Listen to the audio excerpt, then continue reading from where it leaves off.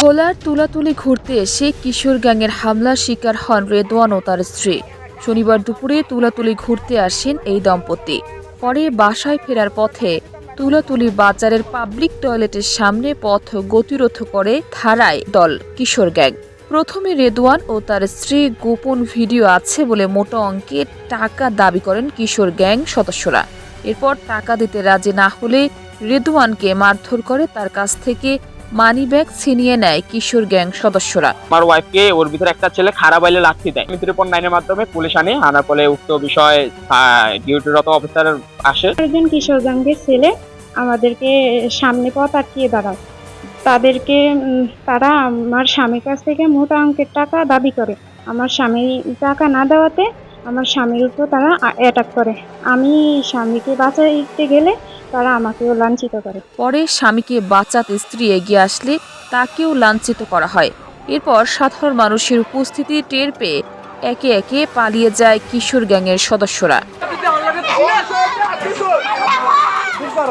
হামলা শিকার হওয়া রেদওয়ান ঘটনাস্থল থেকে জরুরি সেবা 999-এ ফোন দিয়ে পুলিশের কাছে সাহায্য চাইলে ঘটনাস্থল গিয়ে পরিদর্শন করেন সদর থানা পুলিশ। তবে এ ধরনের হামলার ঘটনায় ব্যবসায়ী ও ঘুরতে আসা পর্যটকদের মধ্যে চাপা ক্ষোভ প্রকাশ পেয়েছে।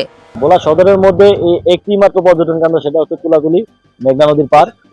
এখানে প্রতিদিনই বিকেলবেলা অনেক পর্যটকরা আসে ঘুরতে। তো আজকে যে ঘটনাটা হয়েছে, যে হামলার ঘটনাটা ঘটেছে, স্বামী স্ত্রী দুজনকে মারধরের ঘটনাটা আসলে খুবই লজ্জাজনক। এরকম যদি হয় তাহলে তো পরবর্তীতে আর কোনো পর্যটকরা এখানে আসবে না, কারণ তাদের নিরাপত্তা কোথায়? তারা যে আগামীকাল মার খাবে না তার কোনো নিশ্চয়তা আছে? আমি পুলিশ সুপারের দৃষ্টি আকর্ষণ করছি, যদি অতি শীঘ্রই তারা পদক্ষেপ নেয় টুরিস্ট পুলিশ দেওয়ার জন্য, তাহলে হয়তো পর্যটকরা এখানে নিরাপত্তার সাথে ঘুরতে।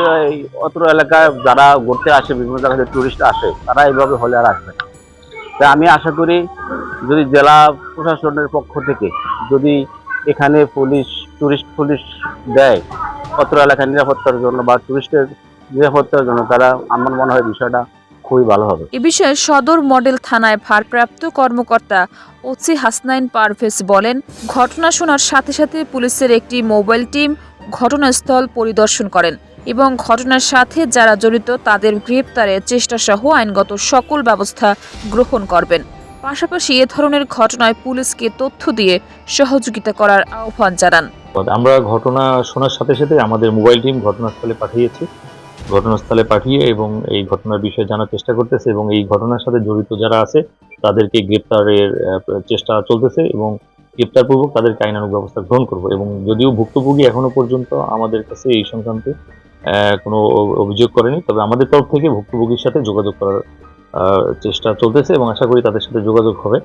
এবং আমরা এই যে তুলাতুলি যে পর্যটন কেন্দ্রে এই ধরনের যদি কোনো ঘটনা ঘটে কঠোর আইনানুগ ব্যবস্থা গ্রহণ করব, কারণ কোনো অবস্থাতেই কাউকেই কোনো পর্যটন রিলেটেড স্থানে বা যেখানে মানুষ বিনোদনের জন্য যায় সেখানে হেনস্থা করা না হয়, এর বিষয়ে কঠোর আইনানুগ ব্যবস্থা গ্রহণ করা হবে।